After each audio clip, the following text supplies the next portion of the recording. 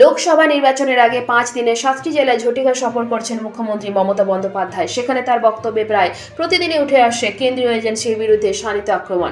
লক্ষ্মীবারে চৈতন্যভূমে মমতা বন্দ্যোপাধ্যায়, সেখান থেকে তার গলায় যেমন উঠে এলো বিজেপি সরকারের বিরুদ্ধে লাগাতার আক্রমণ, তেমনি কোথাও শোনা গেল আশঙ্কার কথা। তিনি বারবার বললেন, যদি আমাকে কেউ জেলে পড়ে তাহলে আমি সেই জেল ফুটো করে বেরিয়ে আসবো, এমনটাই বক্তব্য তার কথায় শোনা গেল। বৃহস্পতিবারও তিনি তাই করলেন। বুধবারই ইডির হাতে গ্রেপ্তার হয়েছেন ঝাড়খণ্ডের সদ্য প্রাক্তন মুখ্যমন্ত্রী এবং ইন্ডিয়া জোটের শরিক জেএমএম এর প্রধান মুখ হেমন্ত সোরেন। এরপরে বৃহস্পতিবার তাৎপর্যপূর্ণ মন্তব্য করলেন মমতা বন্দ্যোপাধ্যায়। তিনি বললেন, ভারতবর্ষে সবাইকে ভয় দেখিয়ে জেলে পুরে দিলেও আমাকে যদি কেউ জেলে পড়ে আমি জেল ফুটো করে বেরিয়ে আসবো।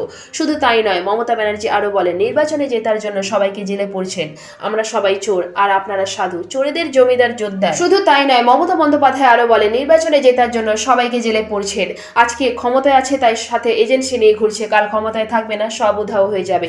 এর জবাব দিতে দেরি করেনি বিজেপি। দিল্লিতে বিজেপি সাংসদ সুকান্ত মজুমদার বলেন, মনে হয় মমতা বন্দ্যোপাধ্যায় উচিত হবে চম্পাই ব্যানার্জিকে খোঁজার জন্য এখন থেকেই শুরু করে দেওয়া হোক, কারণ বাই চান্স যদি ওকে গ্রেপ্তার হতে হয় কাউকে তো মুখ্যমন্ত্রী বানাতে হবে। বিজেপি নেতাদের বসন্তের কোকিল বলে কটাক্ষ করেন মুখ্যমন্ত্রী। সাধারণ থেকে জানতে চান, সব বিদায় নেবে, আপনি কাকে বাঁচবেন? যে 365 দিন আপনার সাথে থাকবে, না কাকে বাঁচবেন?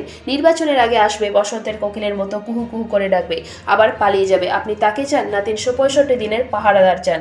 কাকে চান? আমার প্রতি আপনাদের বিশ্বাস আছে, ভরসা আছে, আস্থা আছে। সেই সঙ্গে তার বার্তা, দিল্লি জয় আমরাই করব, বাংলা পথ দেখাবে, বাংলায় আমরা একাই লড়ব, তার কারণ আমরা জোট চেয়েছিলাম, কংগ্রেস করিনি।